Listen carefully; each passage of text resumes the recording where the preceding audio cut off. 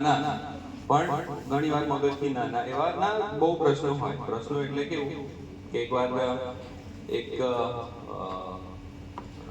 બાળકે એના પપ્પાને પૂછ્યું કે આપણે રોજ મંદિર કેમ જઈએ કે ભગવાન ખુશ થાય. કે ભગવાન ખુશ થાય તો શું થાય કે તારો પહેલો નંબર આવે.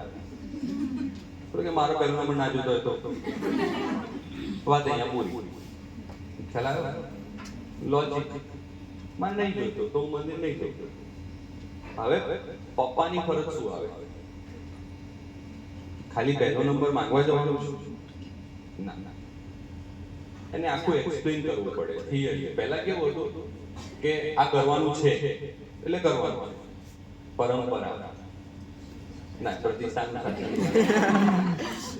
અનુશાસન માટે તો હમણાં જ અમે સાંભળીને આવ્યા છીએ. હા, એટલે પરંપરા પ્રથાઓ ઘણીવાર કેવી હોય, નોઈંગલી અનનોઈંગલી આપણા જીવનમાં ક્યાંક ના ક્યાંક કંઈક વાવેતર કરતી હોય, જે જાણે અજાણે આપણને ક્યાંક કશું શીખવાડે, કશું ટ્રેનિંગ આપે, જે આપણને ભવિષ્યમાં કામ લાગે. એટલે ફેરવેલ કેમ જરૂરી છે? ફેરવેલ એટલા માટે જરૂરી છે, કોઈ બી સંબંધ હોય એને પ્રોપર ક્લોઝર મળવું જરૂરી છે. બરોબર, ક્લોઝર ના મળે તો આગળ જતા એવું થાય કે આવું હોત તો એટલે જેમ વેલકમ જરૂરી છે, ફેરવેલ જરૂરી છે. આપણે પ્રથા એટલા માટે રાખી છે, અને પ્રથા જાળવી રાખી એ બદલ તમારો ખૂબ ખૂબ આભાર.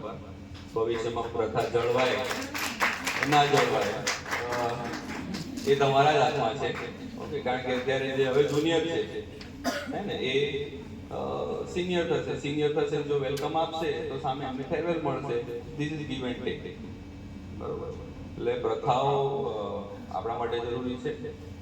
અને અમુક પ્રથાઓ જળવાય તો સારા. બરોબર, આટલું જ છે. બાકી ઘણાને એવું લાગે કે સાહેબનો દુરાગ્રહ હોય છે, અહીંયા કેમ કરવું ને આ તે બ્લા બ્લા. બટ ઓકે ફાઇન, જેને જે લાગવું એ લાગે. બટ છે આ છે એ છે.